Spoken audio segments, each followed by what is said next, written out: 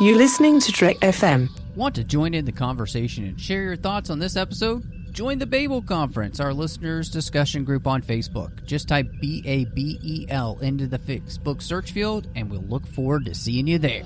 Hey everyone, I'm Rod Roddenberry, and you're listening to Trek FM.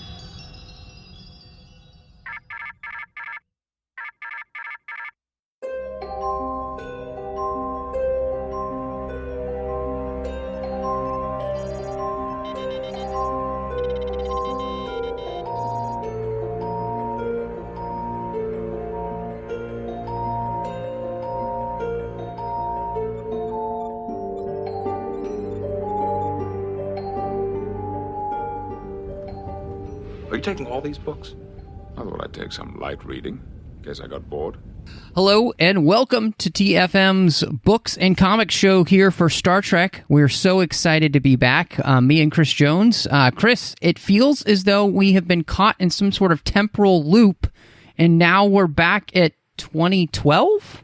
I think so. Feels that way. You know, I just slipped on these literary pants for the first time in a while, and they feel a little bit tight, Matthew. I think some years have gone by since we've shared the mic to talk Star Trek books and comics.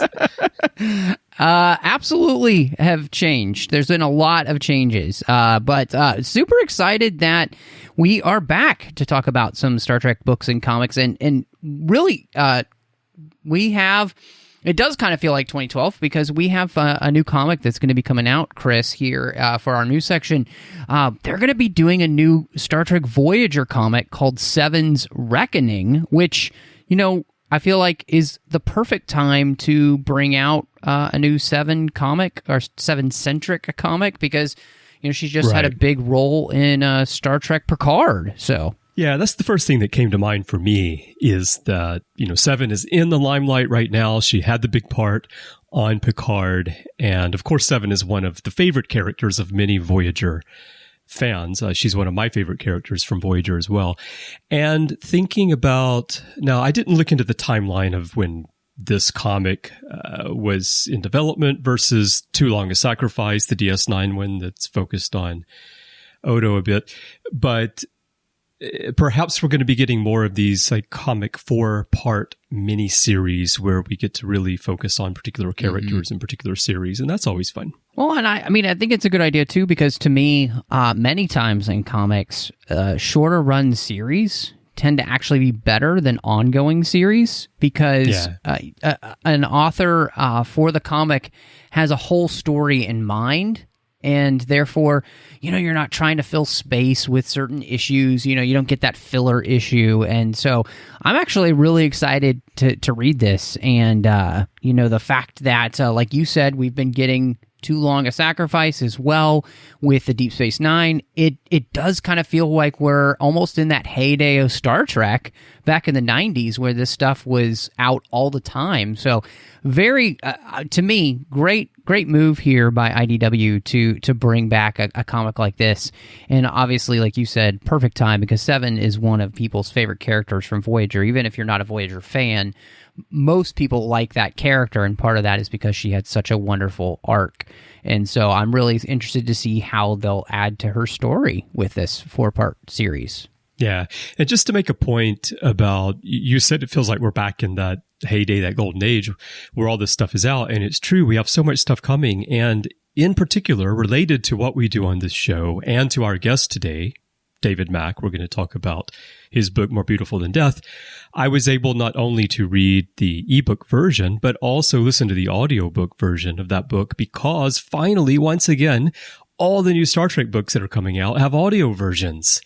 And that is, I think, one of the most wonderful parts of this resurgence in the franchise is that once again, they're putting money into producing audio versions of novels.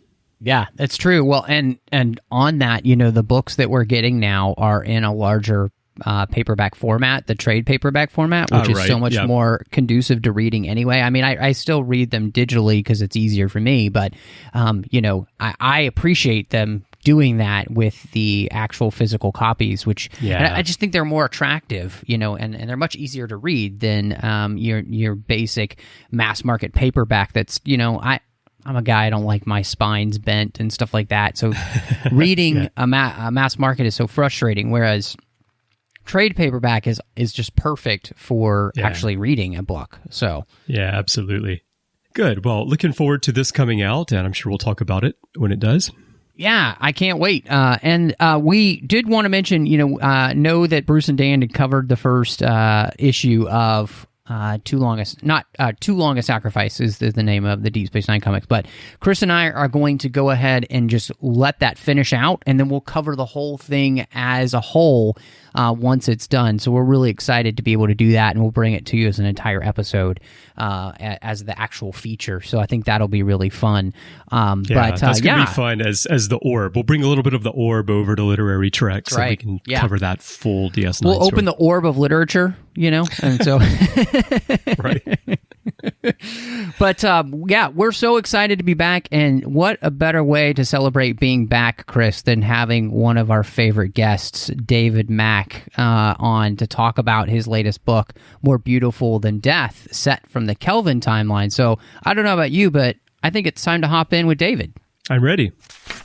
Well, Chris, it's really exciting to be back here on the other side of the page as we are joined by an author, which is always the best part of Literary Treks, is getting to talk to the authors and learn about the behind the scenes of the book.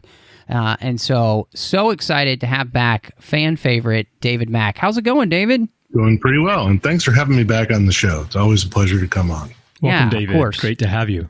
Thank you. So, David, this may be one of your most interesting books in the sense that it has been a long road, as they say, getting from there to here when it comes to this book actually being published. Because I remember back when we first started Larry Trek, so you had been talking about writing this book and everything, and it had a release date, and then it got pulled, and so I just wanted to ask you, what was the experience like for you when they told you, hey, we're actually going to publish that book that you wrote almost 10 years ago?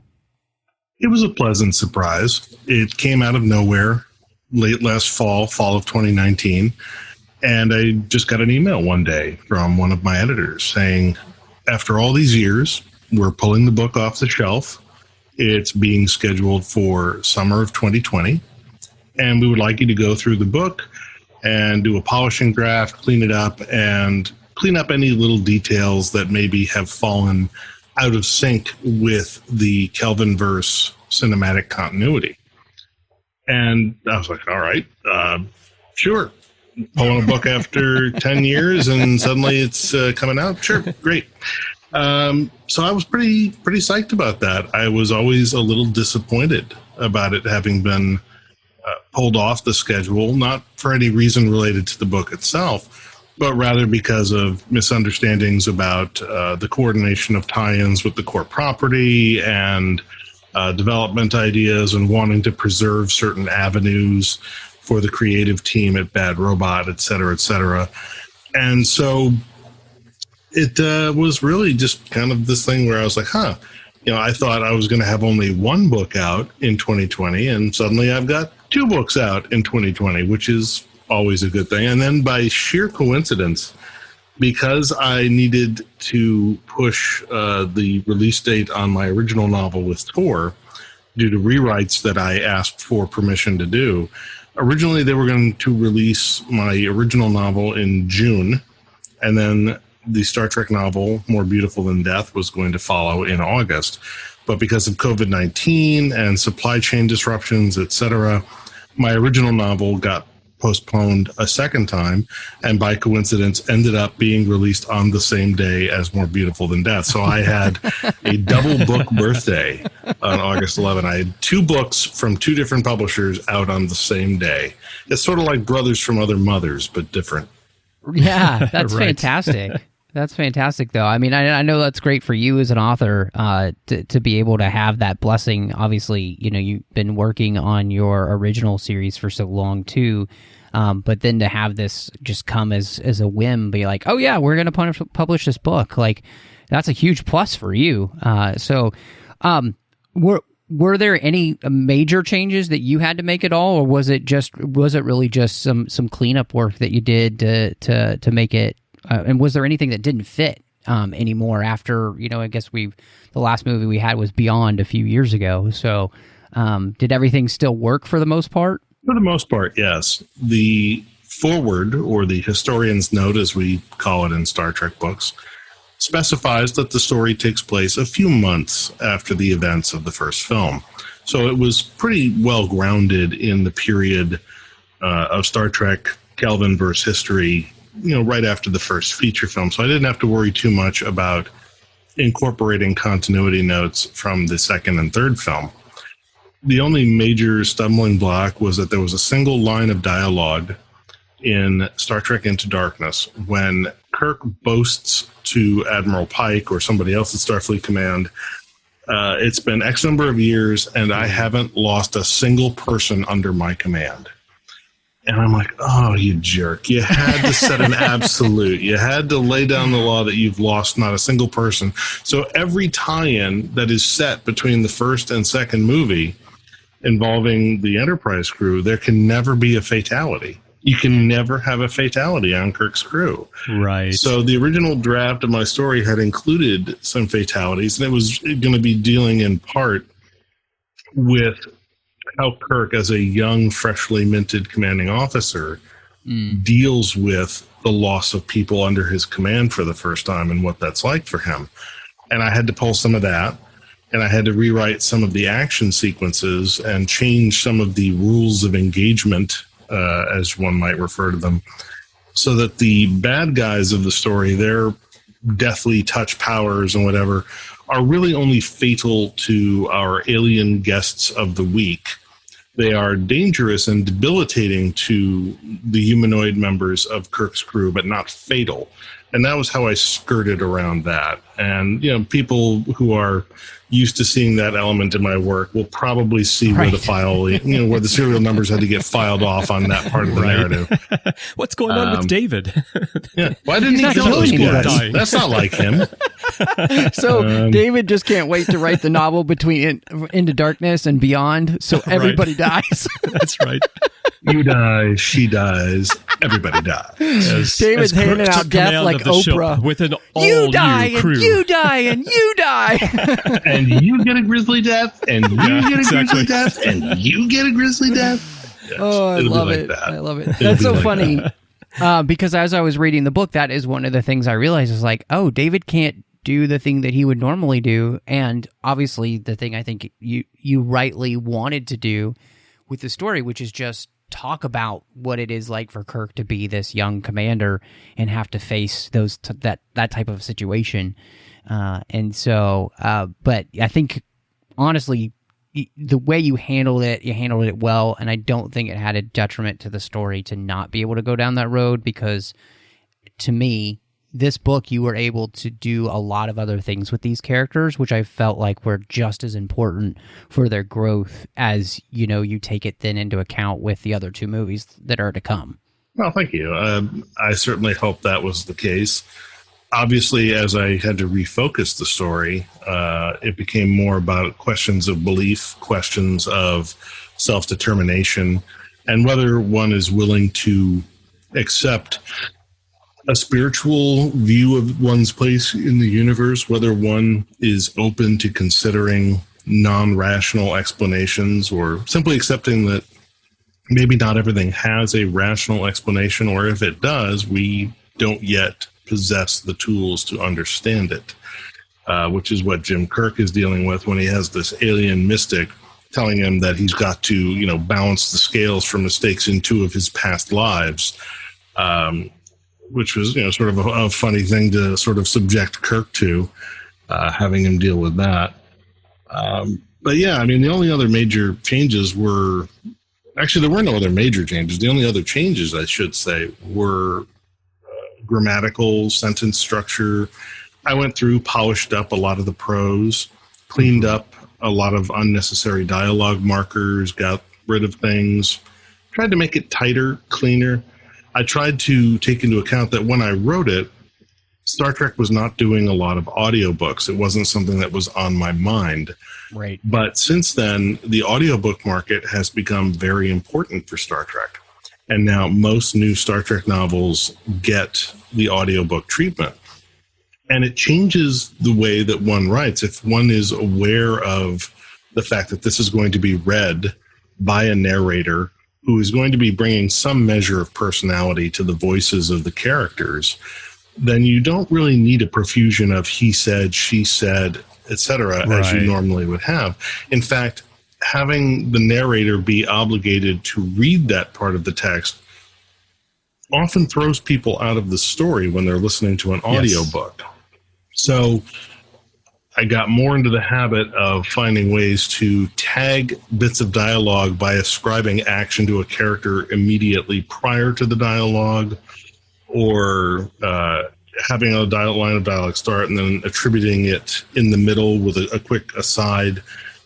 But mostly I tried to let go of he said, she said dialogue markers, not because they're obsolete, but because I know that they can be stumbling blocks during narration for audiobooks.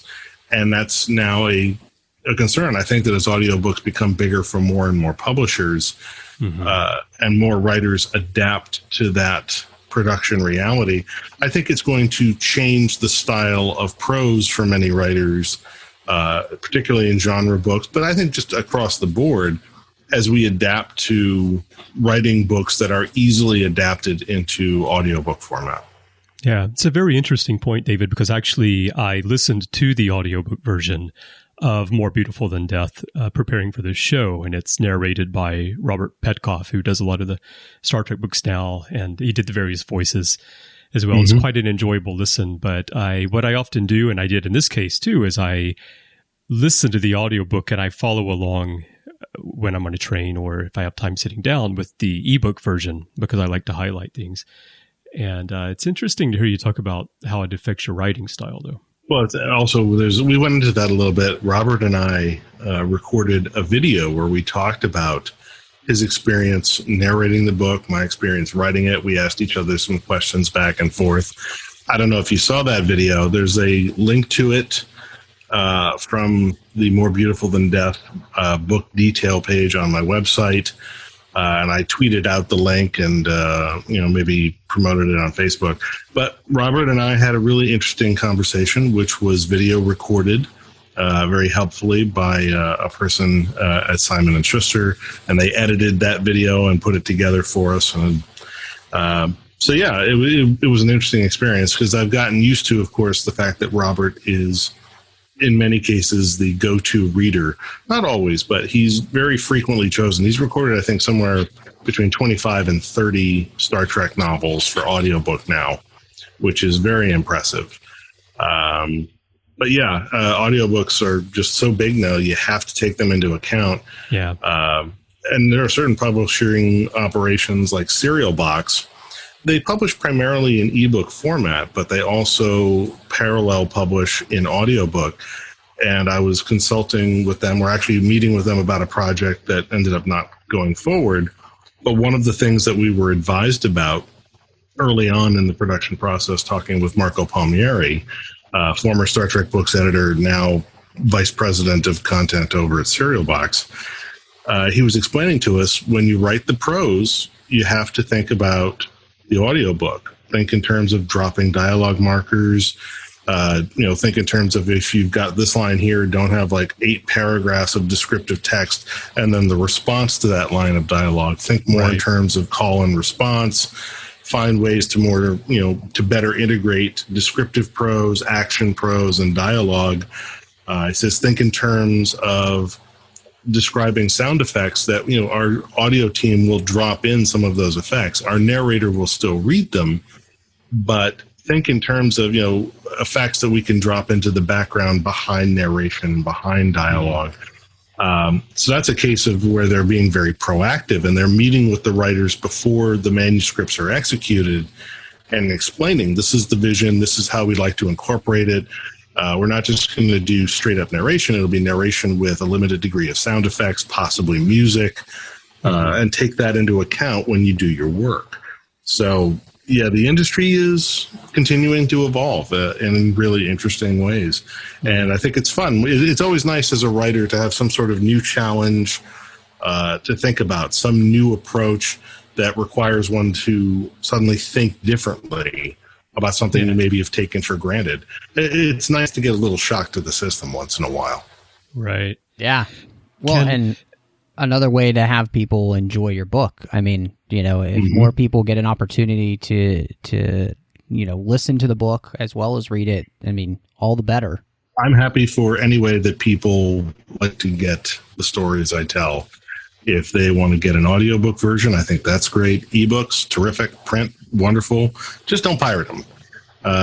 If you buy a copy used, that's perfectly legal. I'd rather you bought it new because I don't get royalties on used sales. But hey, as long as you buy it legally, I'm all for it. David, can we go back to a point you mentioned a moment ago, which is something that Matthew and I were both curious about? You talked about putting Kirk in that situation in the two caves and the past lives and how Kirk would react to that. And it got me thinking about in the Kelvin timeline when you're writing and how you find the character voices given the different histories and the ages and such of the characters.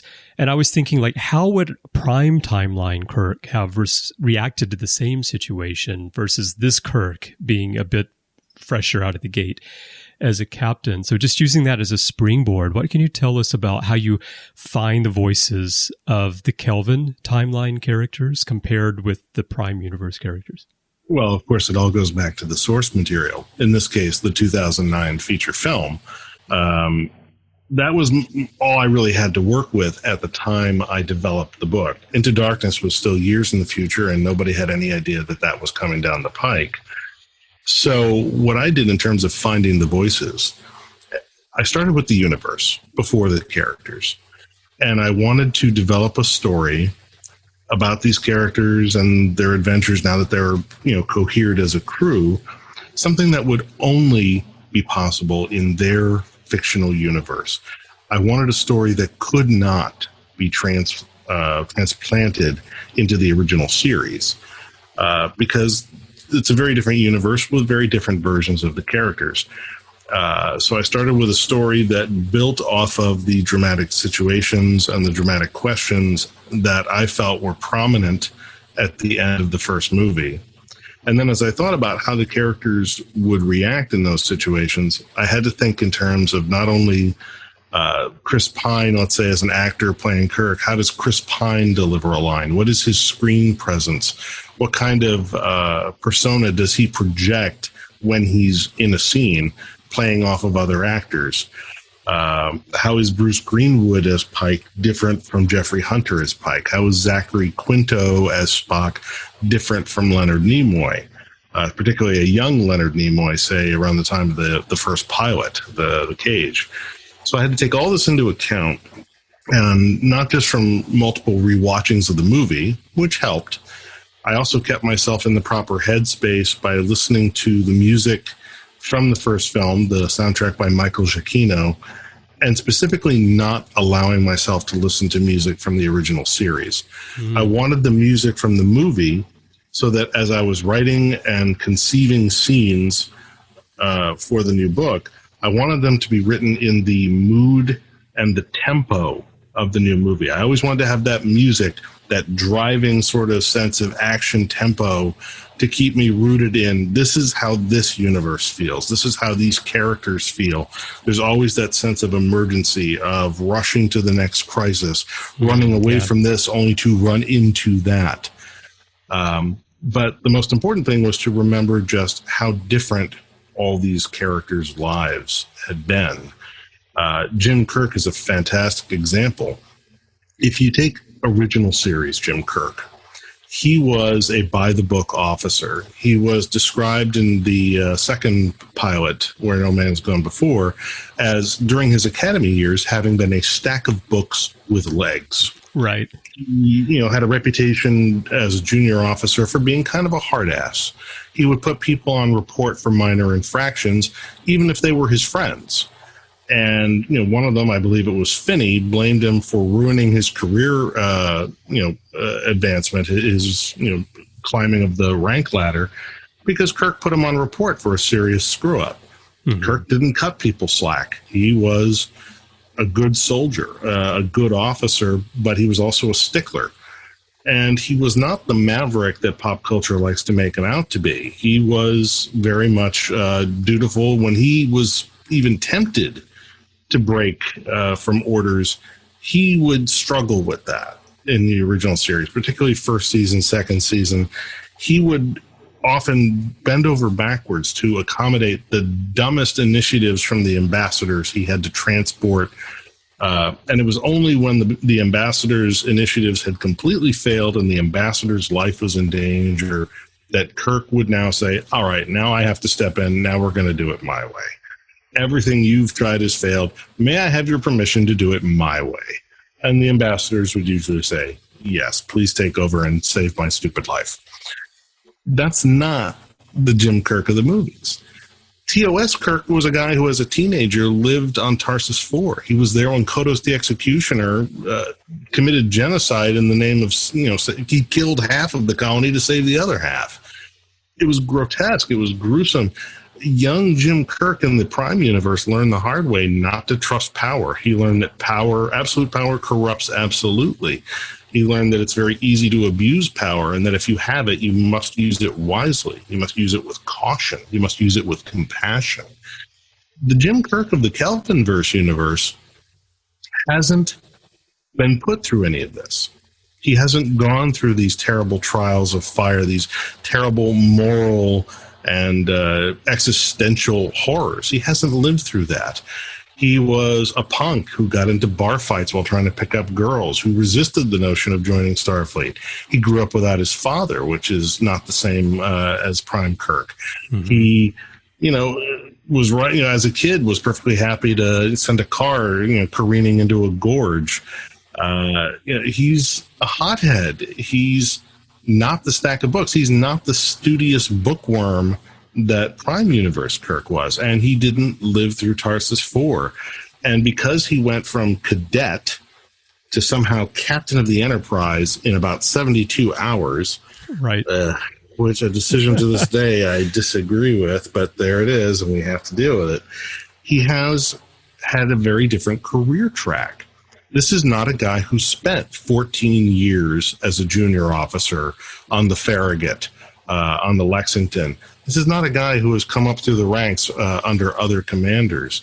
This is not a guy who had to watch 200 of his shipmates on the Farragut die because he thought he was too slow to pull the trigger on the dichronium cloud creature. He's never been through any of that. He's never suffered those losses, those moments of doubt. He's never been through the crucible of command training on the job. So when he takes the captain's seat, at a very tender young age, even younger than he did in the Prime universe, with no command experience, no junior officer experience, this is going to be a kid who's going to have to make a lot of pretty heavy-duty mistakes the hard way. He doesn't have a lot of experience to draw on. So he's going to be making seat-of-his-pants decisions. He's also a hothead. He's prone to argue. He's prone to fight. He does not respect authority. He does not respect ambassadors. He doesn't respect governments. And he doesn't like being told what to do. He's going to butt heads with people. He butted heads with Sarek in the first Star Trek movie. He wasn't going to knuckle under to Sarek or Spock or anybody else. He was perfectly willing to argue with just about anyone who stepped into his path.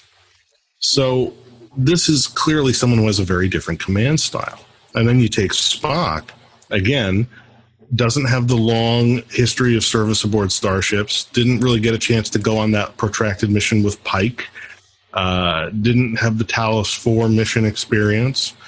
And then, of course, in the Kelvinverse, he has watched his homeworld be destroyed, along with most of his people. He watches his mother die right in front of him. And, of course, Sarek has just lost Amanda, something that didn't happen to him in the Prime Universe. So this has radically altered the father-son dynamic, changed their attitude about who they are, the lives they live, and how they live in relation to Vulcan culture. All of that has to be taken into account. And it's this way with all of the characters. Instead of the wise old country doctor of Bones, now we have the cynical, urbane Carl Urban doctor Dr. McCoy, who is kind of a pessimist and prone to complaining a hell of a lot. You've got Scotty, who in the Prime universe was, stable enough. He was third in command. In this universe, he's a bit of a loon. I really don't know you want him to be third in command in the Kelvin verse. Uhura is different. Sulu is different. Everybody is different. The whole universe is different. It has a different feel, a different tempo, a different style. Everything looks different. Everything works differently. And all of that. I mean, I had to process all of that and let go of what I thought Star Trek was and say, all right, in this version of Star Trek, this is what is. Start from here and go forward from here. Forget about what you knew. This is where you have to work from now. And when you have a completely different set of starting assumptions like that, it changes the directions that you go and it changes how you get there. Well, especially keeping in mind that at the time that you wrote this, you really only had 2 hours to go on. When we look at it now, we think, okay, well, there's been 3 movies and there's been all these comic books and all, but none of that was around at the time that you did this. So that's where I find it very interesting. Well, and I was going to say, too, I really appreciate that you went through that thought process, David, because, anybody could have lazily written a Star Trek book and just basically poured it over TOS and put a new skin on it, and that's absolutely, as you mentioned, that's not what this is. This is a completely different universe with everybody having a completely different background, and even the way the universe kind of works, it feels faster and more urgent. I mean, the classic line, George Lucas, it's faster and more intense. I mean, that's this universe. And so you, I think, rightly picked up on that, and this book feels like a Kelvin Timeline story, and I thought you did such a fantastic job in that. And to me, that's the thing that made this so enjoyable as a read, because you didn't take the easy way out. You took, that would have taken a lot of thought. Okay, how does all this work? And you really poured that into the story. And I think it absolutely works for this book. And that's what makes it so successful to me. And so I'm really thankful that you put all that hard work and thought into it, because, it could have been a fine book, but for my money, this was a great book because you didn't take the easy way out. Well, thank you. I appreciate that. And something so you were talking so eloquently about Kirk, and something that really struck me then about this Kirk is, and it's something I had put on the outline because I was like, I have to ask David about this, because Kirk in this universe seems to have such a strong moral compass, especially in this story. He does seem to know what the right thing to do is, regardless of what laws are. Like his goal is to do the right thing. Based on some kind of moral code. And what made it really interesting was it being so strong in him. I was kind of wondering where you thought that this Kirk got that. Was it from his interaction with Pike? Was it from something you thought maybe he got from his mother? Where do you think Kirk gets this idea of doing what is right regardless of the consequences? I think that it comes from 2 places. The first, I think, is that he took to heart what Pike told him when Pike encouraged him to throw in his hat and apply to Starfleet Academy. That was the first thing. He's saying, you have the potential to be someone great. Your father was the commander of a starship for 7 minutes and he saved 900 lives. I challenge you to do better. I challenge you to be better. And I think that challenge from Pike becomes a defining moment for Kirk. In the back of his mind, even when it's not written, even when it's not said, there's always the voice of Pike in the back of his mind saying, do better, be better. And the other part of it is that what I strove to find was a kind of common thread between this version of Jim Kirk and original Jim Kirk. And what I found eventually, and this, again, I was writing this at the time with only the first movie to go on, but I think it's borne out by what we see in both the second and third movies, what we've seen in the comics, and it also comports with the Prime universe, in that I think what really is at the heart of Jim Kirk as a character is love and compassion. He is a compassionate, decent, caring human being who cares about the fate of other people, who cares about something bigger than himself. And he's willing to fight for it. He's willing to get a bloody nose over it. He's willing to take his lumps to do the right thing, because I think he is driven by a desire to do right by other people. And I think that he was in denial about that when we met him in the first movie. He had sort of had this hard scrabble existence after losing his father. And I think he was in denial about the fact that he had the potential to be great, and that he was the sort of people that others could count on. He was running away from his essential goodness at the beginning of the first Star Trek film, from the Bad Robot Crew. And that was the tragedy of his characters, that he was running away from the very thing that made him good.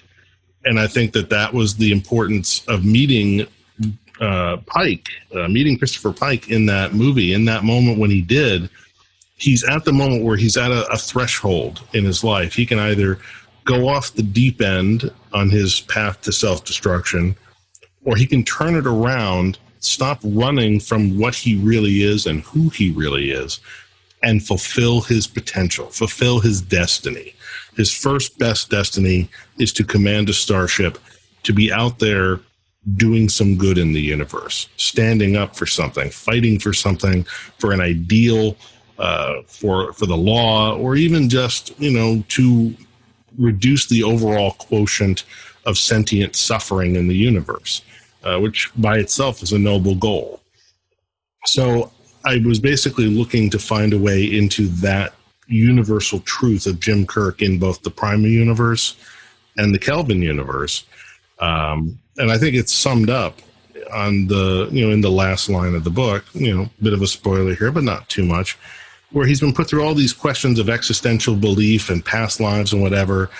And Kirk is still maintaining a bit of that attitude of being the agnostic. And McCoy says, well, then what do you believe in, Jim? And Kirk has to sort of look back, look over his shoulder, and he sees this sort of sweet moment happening at the back of the bridge between Spock and Uhura. And he understands. He says, I believe in love, Bones. I believe in love. And I thought that's probably one of the most honest things Jim Kirk would ever say.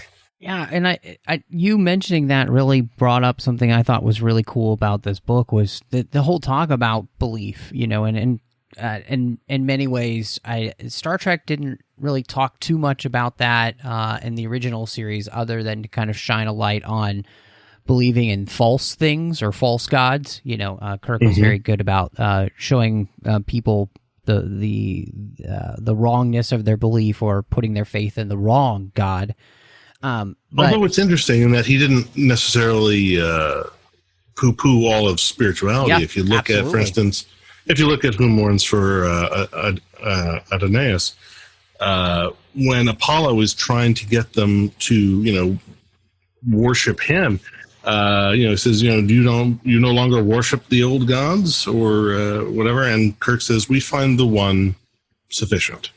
Yeah, which implies that the Abrahamic faiths are still going strong in the 23rd century, and that even if Jim Kirk himself is not necessarily a believer, he knows that there are plenty of people who are. And another thing that's interesting is in the movie Star Trek V, whether or not one considers it disavowed or, stricken from canon or whatever, let's assume that it's canonical. It is, it's there, we accept it. And there's the great moment where they finally, get to Shaka-Ree and they confront the entity at Shaka-Ree, and Kirk gets the absolutely historically, fantastic line, what does God need with a starship? Now, some people interpret this line to mean that, he's questioning the very nature of God, except that he's not. What if what this line means is Jim Kirk does believe in some sort of benevolent, loving, divine power? Maybe he can't name it. Maybe it's not necessarily the Judeo-Christian God. Maybe it is. But maybe he believes in it so passionately that he cannot look at this malicious, malevolent entity which is clearly a sham, and allow it to pass itself off as God. Absolutely. Maybe what makes Kirk angry is not the notion of God itself, but that this clear sham dares to put on the name. Yeah. And I think, it's possible that Kirk is a man of faith. Yeah. No, I would wholeheartedly agree, because I would say in the TOS era, what I see Kirk really do is shine a light on what he believes to be false gods for people, and not poo-pooing the idea of any kind of spirituality and or religion in general, but just pointing out where false belief is being held by people that's keeping them oppressed. And he doesn't like hypocrisy. No, he doesn't like abuse of power, whether it's military power, religious power, political power, economic power. Anytime someone takes a voice or color of authority and uses it to enrich themselves or empower themselves at the expense of others, particularly at the cruel or hypocritical expense of others, Kirk always fought against that, no matter who it was, no matter where it was. So in this, Kirk is confronted with this idea of somebody really believing in him in this book the way that Pike did. And that had a huge impact, as we talked about, and where you thought his moral compass kind of comes from, and helping him be a better version of himself. And I thought it was really interesting, because Spock tells him that he doesn't think it really matters necessarily what one believes. It's what one chooses to do. And I thought that was an interesting way to put it, and yet I think actually it's not used to Spock being wrong, but I think Spock is not quite right here, because what one chooses what Spock actually said was it's better to know oneself than to believe in oneself. True, but I still don't think Spock is quite right, because I feel like you have to be able to you have to have some sort of like belief structure, or else you wouldn't. Your actions are going to be the byproduct of what you believe about yourself, what you believe about the world, what you believe about the universe. And so anyway, to me, it was just interesting, because this whole book is talking about the different ways that people believe. And I really appreciated there just being an openness of dialogue between that, even between, the Akiron mystic. And how would you pronounce his name, David? Because I don't want to get it wrong. Gavita Wren. Even him, and in the end, I thought it was really beautiful that Kirk becomes the person here who's most open in this universe, as he is in the TOS universe. And I think you rightly pulled this over too. Like, Kirk is actually one of the most open-minded people that we have in Star Trek. He's never going to immediately close the door on an idea just because it doesn't comport with his worldview, and he can't prove it immediately. And I just really liked that this Kirk is like that too, because I feel like it makes sense for this Kirk to have that same part of the original series Kirk.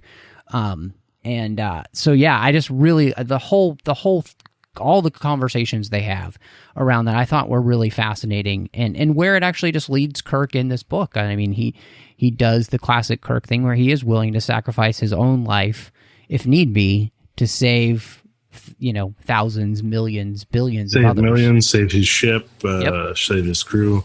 I think you're right, though, about Spock actually being a little bit wrong here. He does sort of take the wrong tack, but he takes it for the right reason. Right. He's trying to argue for rationality. He's trying to protect his captain, his crew, and his friend. Like he I don't know if he'd admit it yet, but yeah, it's his friend.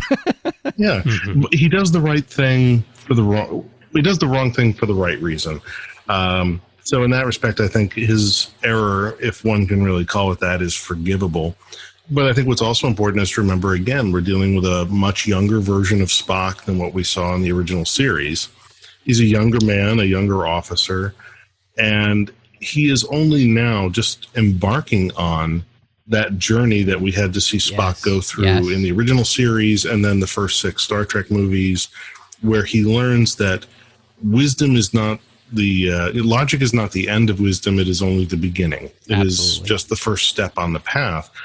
And the journey that Spock takes in the Prime universe emotionally and logically, spiritually, if you will, is learning to integrate and syncretize the different aspects of his nature, the human and the Vulcan, the logical and the emotional. He has to see beyond simple logic and realize that real life and being complete as an individual is more complicated than that. It's more complicated than the binary of logical, not logical. Yes. That some things are not logical questions that, not every question can be defined within a parameter of logic. Some things go beyond that, and you have to be able to think more broadly than that in order to more fully experience the universe. And I think what's interesting is that the Spock we have in the Kelvin verse, because of the losses he has suffered, because of the loss of the Vulcan culture, the loss of his mother, and also because of the relationship that he has embarked upon with Uhura, he is probably far closer to his human half than Spock of the Prime Universe was. He's he's going to be more in touch with his emotions, with his primal side, and that's part of what saves him near the end of the book when he is assaulted. But it's interesting that because he is now a little further away from his logical upbringing, the influence of Sarek, the influence of the Vulcan side of his culture, maybe this Spock is going to go down a different road where he's going to need to, at some point, rein in his emotions, whereas the other Spock had to learn to grow beyond logic. Maybe this one is going to have to learn not to let his emotions run away with him. Maybe he's going to have to learn to calm himself down. Maybe he's going to have to find another way to find that sense of balance. I don't know if we're going to see enough of the character, if there are going to be enough more movies, or if that version of the character will recur in mass media long enough for us to see that. But I think it's an interesting notion to say, how will his journey towards spiritual wholeness be different from that of Prime Universe Spock? And what form will that journey take, and where will it lead him? I don't know the answers to that, but I think that they are fun questions to ask. Mm-hmm. Well, we're talking about Spock a lot here, and cultural influence and the two sides of him. And of course, the needs of the many is a big theme in Star Trek, centered on Spock. And in this book, we talk a bit about that and look at Spock's responsibility to his people and how Linnell says he has a responsibility for the procreation of the Vulcan race and such. And Spock says that being selfish is not always wrong. And looking at the world today raises some questions about, and especially for me, I'm American, but I've lived half my life in Japan. So my thinking is kind of split between cultures in this specific sense as well. And the question is, what responsibility do we have to the culture that we live in, the group to which we belong, versus individualism? And how do you talk about that in terms of Spock in the story? Well, I think his reference to selfishness is not always wrong. I think what he's talking about there is that he feels that he doesn't have a burning responsibility to be involved in the recreation of the Vulcan race, that he doesn't have to be there to procreate, etc., because what he knows that Sarek does not know is that the old version of him, the Prime Universe counterpart, under another name, has sort of taken on that biological responsibility on behalf of younger Spock, freeing younger Spock to explore other things in life that are important to him, so that he is not simply going to be a slave to this biological imperative to repopulate the Vulcan species. So when he's referring to selfishness, he's referring to the fact that he feels that he can lead a more meaningful and productive life if he follows his own agenda rather than the societal agenda. And of course, there's also just the simple fact that the line "selfishness isn't always wrong" is a Rush reference. It goes back to the song "Anthem" off of the Fly By Night album. And if I can be counted on for nothing else in a novel, it's a good Rush reference, or 10 or 20. But as far as, the question of what do we owe society, I think I think individualism has gone a bit too far sometimes in the West. There's been too much emphasis on the great man theory of history, which is bull. Pardon my French. I think that there's too much emphasis on the individual, the me, my individual rights, my personal rights. Mm-hmm. I think that those who stress their rights or their freedoms without also addressing the responsibilities that come with them, well, that's not freedom, that's adolescence. Freedom comes with responsibility. In order to be free within a society, one must also realize that we have certain obligations to society. We have obligations to one another as human beings. I think anyone who is a fan of the brilliantly written sitcom The Good Place will recognize this in the argument that is put forth by the character Chidi to the character of Eleanor during the first season. The principal question of philosophy that we need to concern ourselves with in order to lead better lives is, what do we owe to one another? Both in terms of physical resources, spiritual respect. What is it that we owe to one another? And Star Trek, I think, has sort of definitely made its mark in this field. It has made it very clear that it has defined a future where nobody has to worry about being out on the street. Nobody has to worry that they're not going to have another meal. There appears to be essentially universal housing. They've developed clean fusion power and other sources of renewable energy so that there's an energy surplus.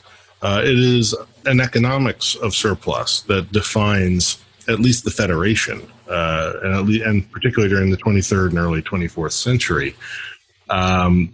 There's a sense of there's probably something the equivalent of universal basic income. There's universal health insurance. People, are rewarded if they come up with something great, if they do great work, if they're a great artist, a great, cook, or a brilliant chef. There are rewards for that.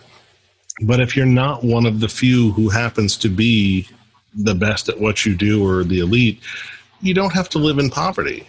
So at some point, society in the Star Trek universe realized human dignity and being able to hold up our heads and say we are a good people, we are a good civilization. Part of that means not letting any member of your civilization wallow in degradation, not letting any member of your society be exploited.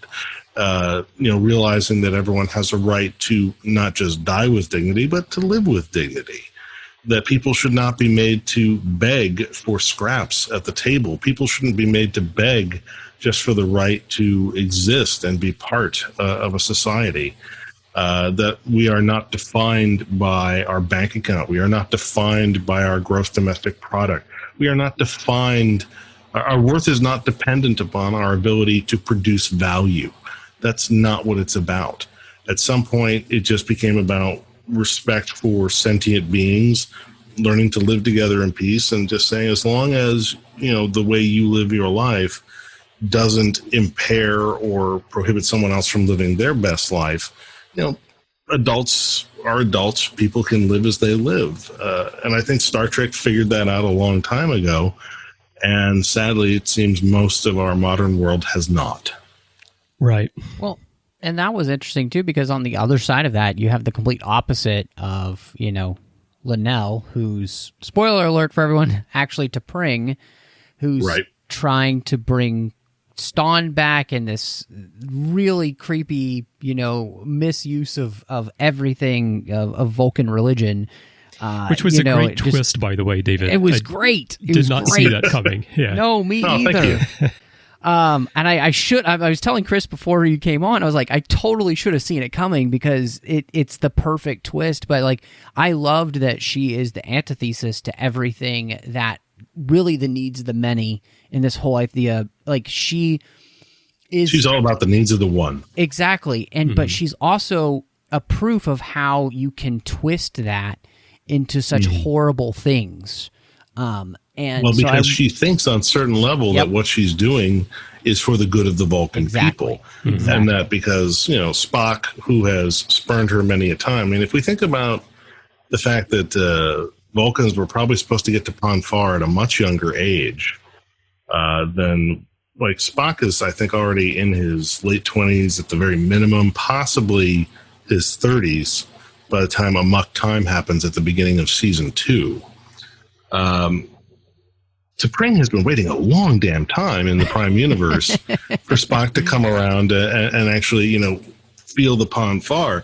She was probably thinking she was going to be married off years ago. So when she took Stan as a lover, it was probably seemed perfectly logical to her. She probably was thinking, well, Spock appears to be half human. Well, he is half human. That appears to have short-circuited his Ponfar instinct. He should have come back at like the age of 21 or 28, and I don't know what the hell's going on with this guy, but he doesn't seem to be coming back, so I'm going to just take a guy and be done with this. And then suddenly, bam, you know, the next Ponfar cycle comes around, and delayed reaction, now Spock has to come home in Amok Time and deal with all this, and now T'Pring is thinking, and what am I supposed to do with my side piece? God damn it. And she devises this whole selfish mess because she sees the opportunity. It's like the moment he brings Kirk down with him, she sees the opportunity and sets her diabolical plan from the episode Amok Time in motion. So we know from the Prime universe that T'Pring is diabolical. She's selfish. She's capable of rationalizing whatever she likes, but she's pretty cold. She's a cold-hearted, mean person who will do anything. I mean, she was basically setting up Spock in, you know, Amok Time.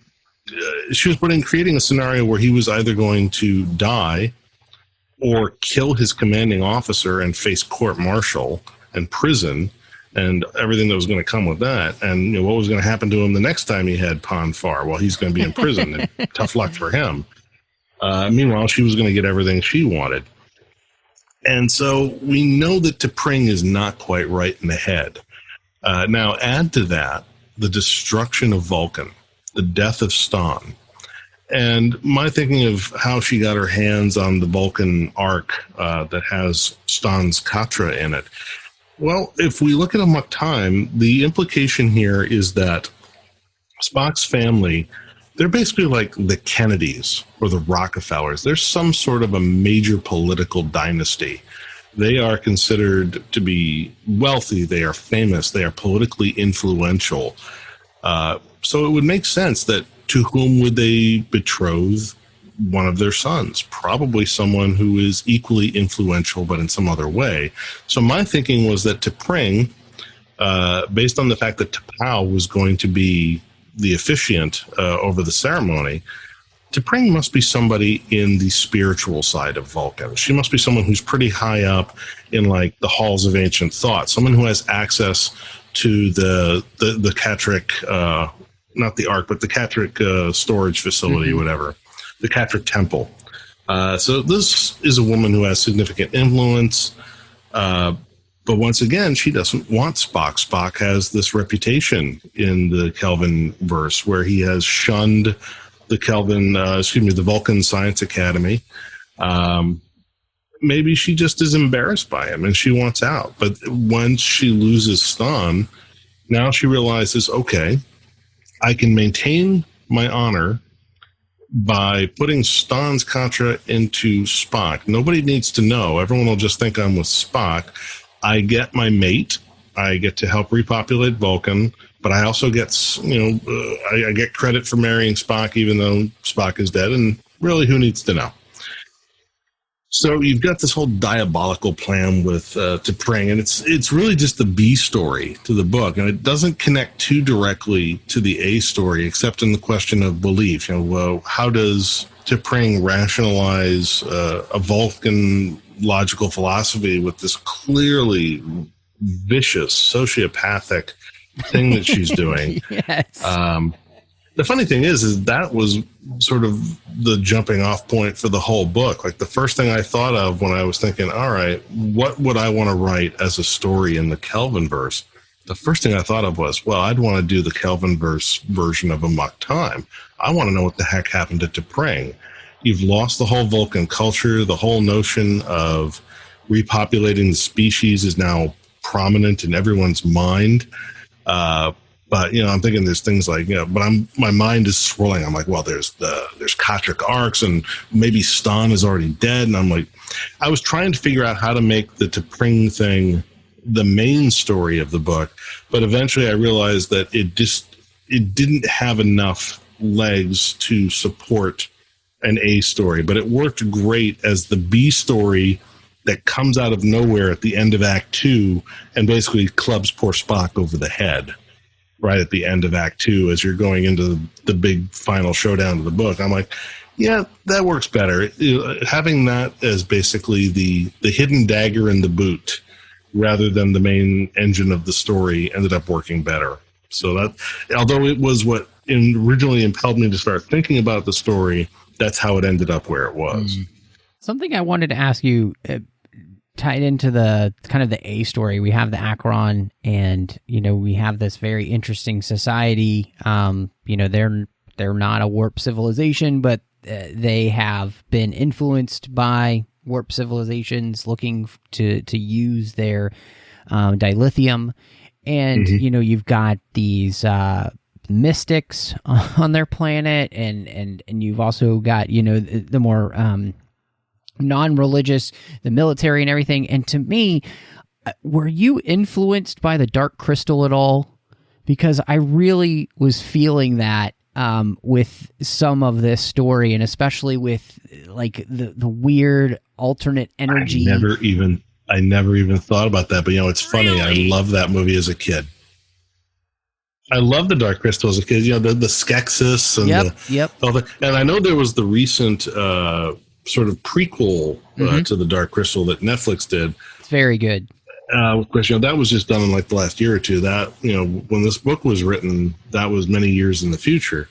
But yeah, the Dark Crystal. I hadn't even. If there's any similarities there in terms of theme or visuals, they were not intentional. But it could have been one of those things where it rooted in my subconscious because, again, around the age of 9, 10, 11, somewhere in there, whenever the Dark Crystal came out, I remember loving that movie when I was very young.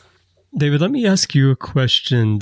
This probably something you haven't thought very much of when you're writing the book, but it just popped in my head because of recent events and what we're talking about here with the destruction of Vulcan and how it shifts the culture, and looking at T'Pring's kind of diabolical shift in the way that she's thinking and looking at traditions.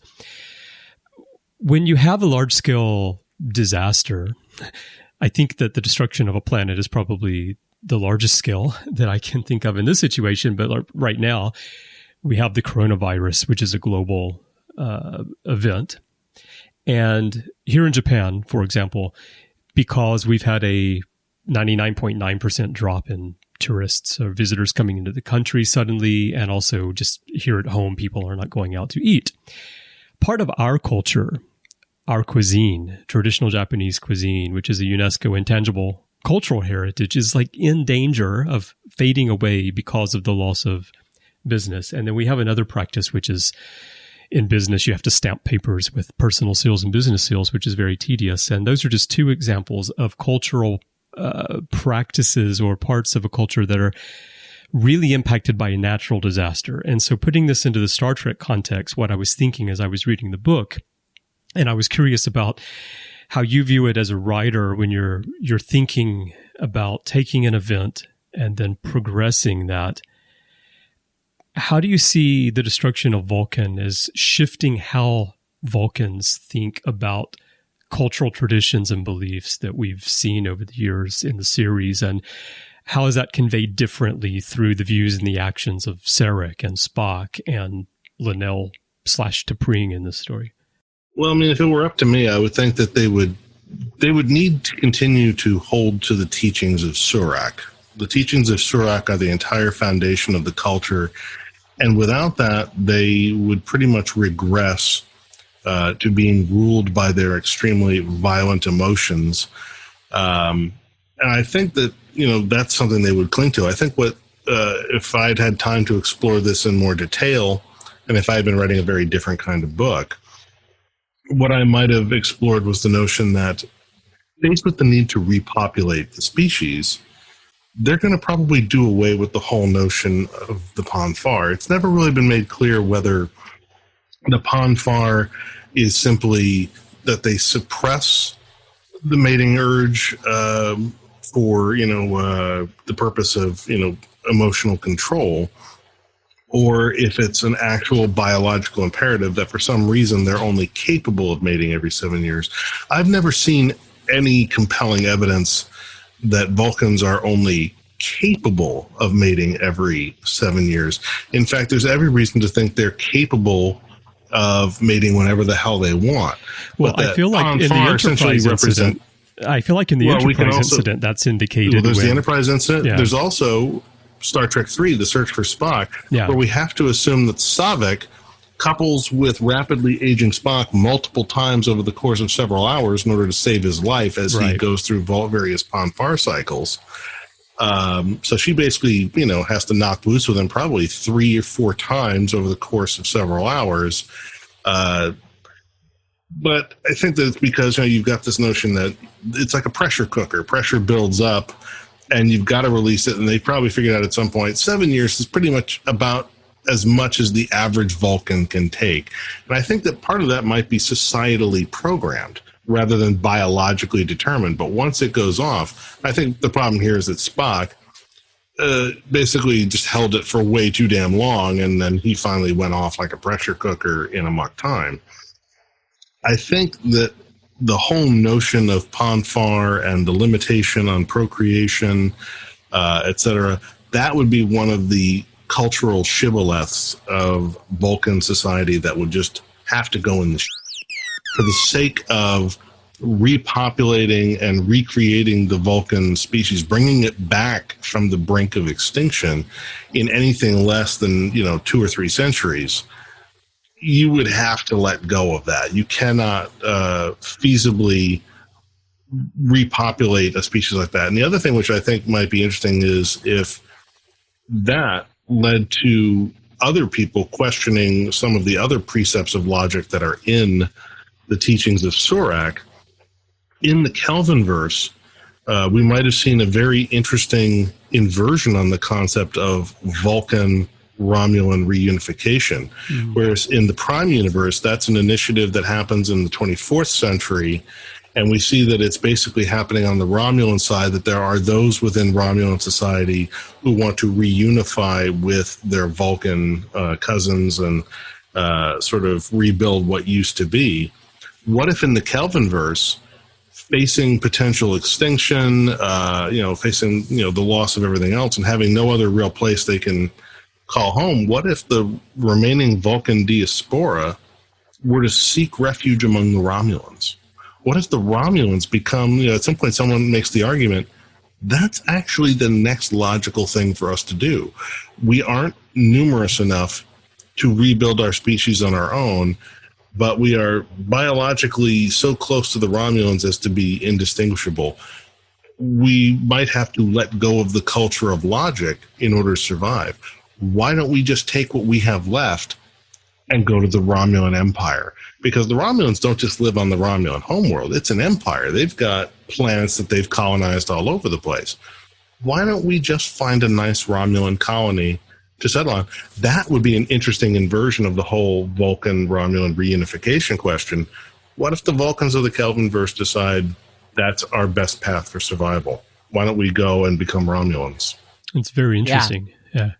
One last thing that I was really thinking of with this book, and it was just this huge mistake in the first place of being on this planet and completely disregarding the Prime Directive, obviously, that the other, not Starfleet had done. You're on this planet, and they were completely warped to civilization, no pun intended, and in a way that made me think about the things that fear kind of causes us to do or becomes the impetus for. And the Akiron minister talked about the reason they pursued this dangerous weapon was because they're afraid of being taken advantage of by these off-worlders who are exploiting the dilithium.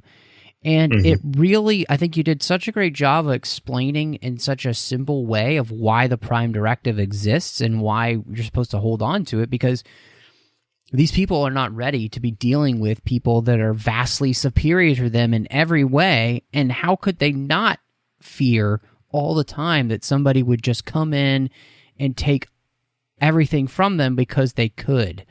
And so I just really appreciated how you tied all that together in such a Star Trek way of, this is why we have the Prime Directive. This is why we don't do this. And it's also at the same time an indictment of runaway capitalism. One of the weird sort of dichotomies of Star Trek, and this goes back to the original series, is that the Prime Directive applies only to Starfleet, only to official diplomatic and military agents of the Federation. It does not apply to private citizens. It does not apply to private industry. There were many cases where Harry Mudd, let's say, he's a Federation citizen, and acting on his own initiative, he got into a number of situations where he clearly would be in violation of Prime Directive, but just didn't care. And there was nothing they could do to him because Prime Directive doesn't apply to civilians. Or at the very least, it doesn't apply to non-governmental civilians. So when you've got, for instance, a mining consortium that goes out there and finds that there's reason to believe there's dilithium on this planet, and these guys have faster than light radio, well, they may not have warp drive, but we can at least talk to them. We can make a deal, and we can go down there. And suddenly, you've got this planet making deals with a private entity, and now things have started to go wrong. Well, now Starfleet can step in. It's not a Prime Directive violation anymore because contact has already been made.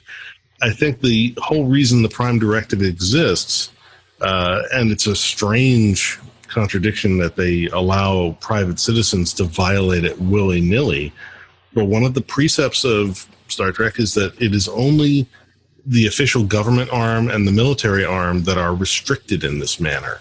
Right. And again, it's almost like an issue of there's a personal liberty issue where they respect that private citizens may go out, and as long as they don't do so under the color of authority of the Federation, as long as they're making contact as individuals, there's really nothing we can do to stop them. If someone is going to leave your authority, go out beyond your Federation space, they're now in a system that is not under your jurisdiction. Really, what are you going to do about it?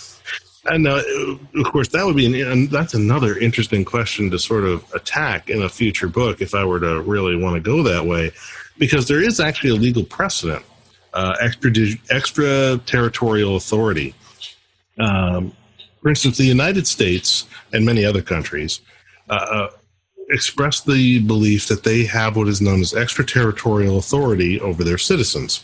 And one of the ways this comes out is that if an American, let's say, goes to another country, such as, say, Thailand or Cambodia, for the purpose of illegally engaging in sex tourism where they abuse children, well, one might say, well, those countries turn a blind eye to it. It happened in Thailand. Well, the United States government doesn't see it that way. If they find out that their citizens have engaged in this behavior while overseas in places like Thailand or Cambodia, they consider that a prosecutable offense. They consider that American law follows American citizens wherever they go, at least in certain cases such as this, narcotics, human trafficking, this sort of thing. It would be interesting to see, excuse me, what? Finances as well. Finances, yes. It would be interesting to see the Star Trek universe tackle the question of why don't we enforce Prime Directive and other such societal controls on private citizens when they leave our territory? What if the Federation were to start to assert extraterritorial authority?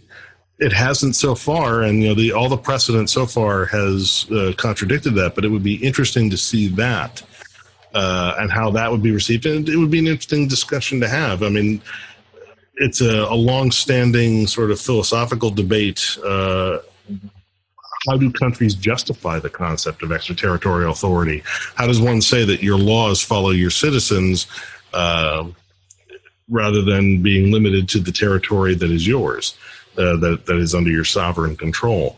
So that's a great point you bring up, and that's something more for me to think about. More fodder for future books. Absolutely. I think, to me, one of the things that really came across with this book is how much I would enjoy being able to be in the Kelvin timeline more. I think there is so much to discover with the characters, obviously, but there's so many different places that you can go and different types of stories you can tell. And like you mentioned at the very beginning, we were talking about how different this universe is. It does give us a different spin to be able to do things with Star Trek that you couldn't necessarily do with the Prime timeline, but still makes for a ton of fun. But also all of these thought-provoking ideas, and so hopefully, I know they released the other book by Alan Dean Foster, and now yours. I would really hope that they would allow you guys to spend some more time here now that, everything behind the scenes for Star Trek seems to be kind of coming under one roof, I guess. I don't know. I had no idea what's going on with all the rights issues there. But I just think it would be cool because this was a really fun book, but it was also a great book because you got to do what all good Star Trek stories do, which is have thought-provoking ideas that make us think about our own world and how we live. So I'm really interested, David, as we bring it to a close, like, what have you got going on next? Obviously, you had you mentioned that you just had also the release of your work that you've been working on for so long. The third book, I believe, came out in the series. Yeah. The Shadow Commission, book 3 of my Dark Arts series from Tor. Yeah, so plug anything you need to here and let everybody know what you've got that's come out and what's coming from you next. Well, those are the two biggies right there. The first is the book we've been talking about this whole hour, More Beautiful Than Death. I'd love it if people would pick that up.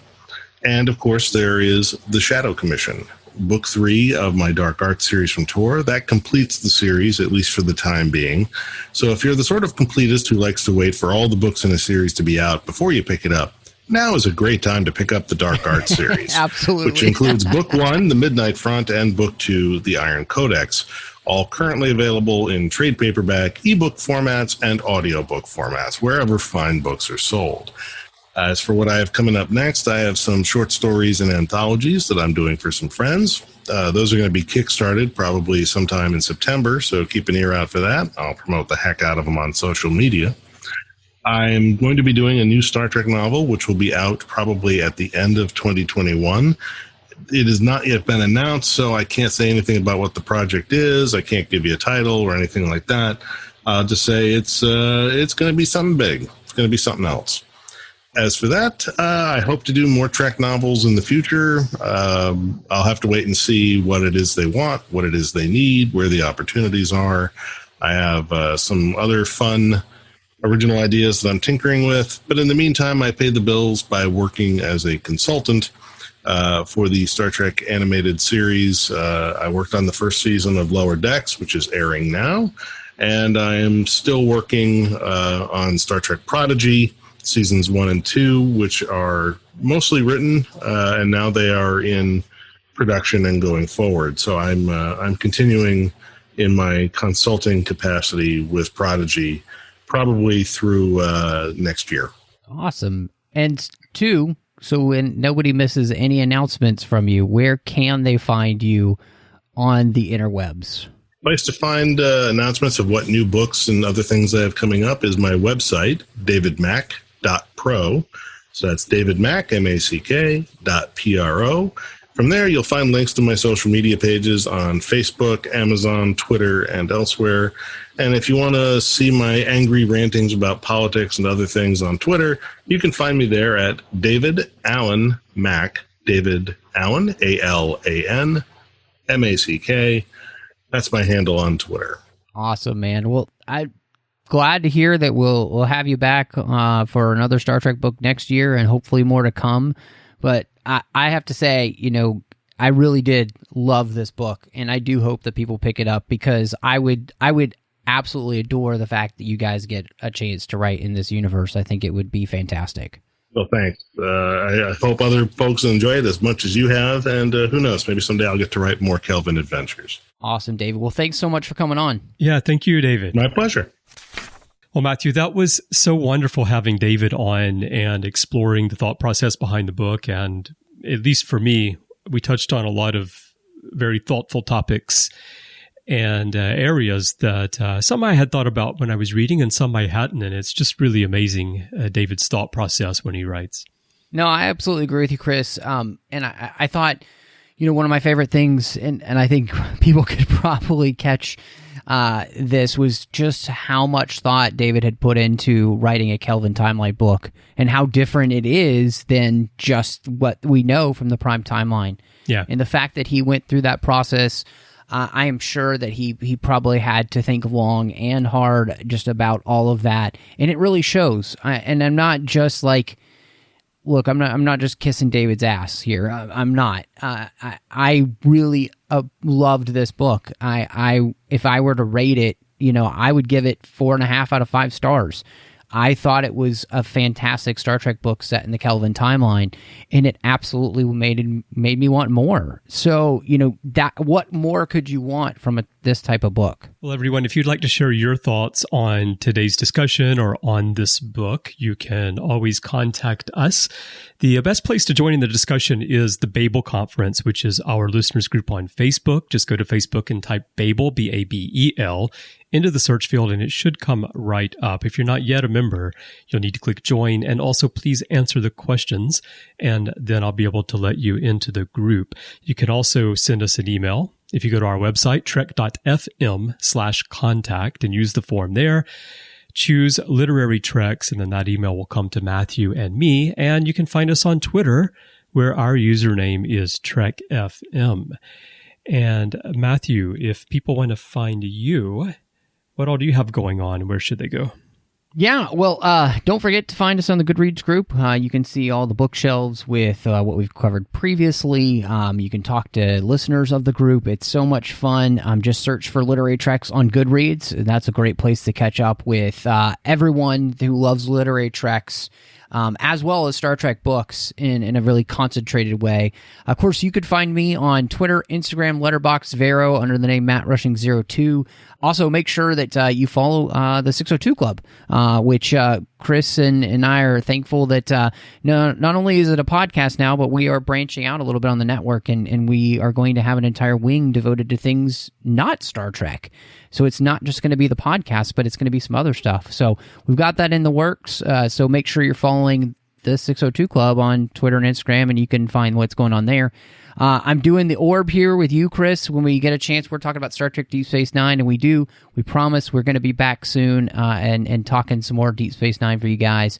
Also doing the 602 Club podcast with Christy Morris as we talk about all of the things that we love outside of the Star Trek universe.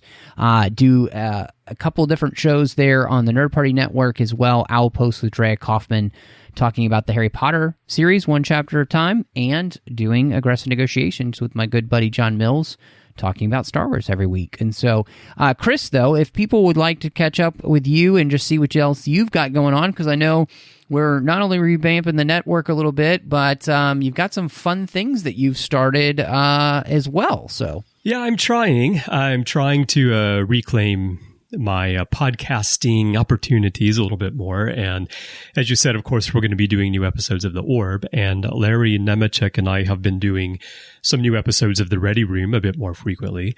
And in addition to that, I've started a new podcast, which is a Star Trek universe podcast called Interphase.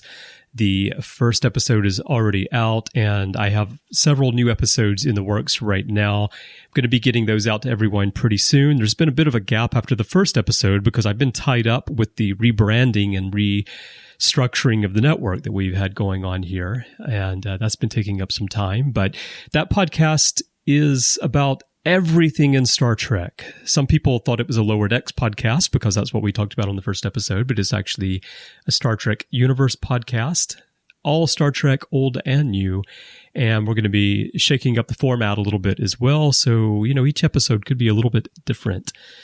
from episode to episode. So please check those out. Otherwise, you can find me on Twitter. My username is CBryanJones. That's where I'm most active. You can also find me everywhere in social media under that username. And I'm just excited to be talking about Star Trek again, a bit on mic. And as you mentioned, Matthew, we've got the 602 Club wing of the network that we've rolled out now. And I've got a few ideas for some non-Trek things too that might be coming down the pike. Down the road a little bit. So that's where you can find me. If you would like to support the network, we can definitely use your help as we rejigger things a bit. If you go to patreon.com/TrekFM, that's patreon.com/TrekFM, you can find out how you can help.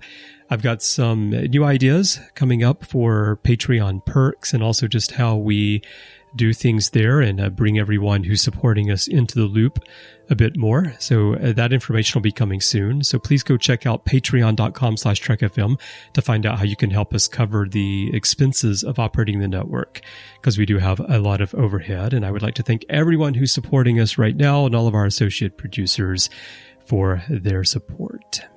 Well, awesome, Chris. And we want to say thank you to everyone who's been listening. And until next time, live long and read on. What do you call that, light reading? To each his own, number one.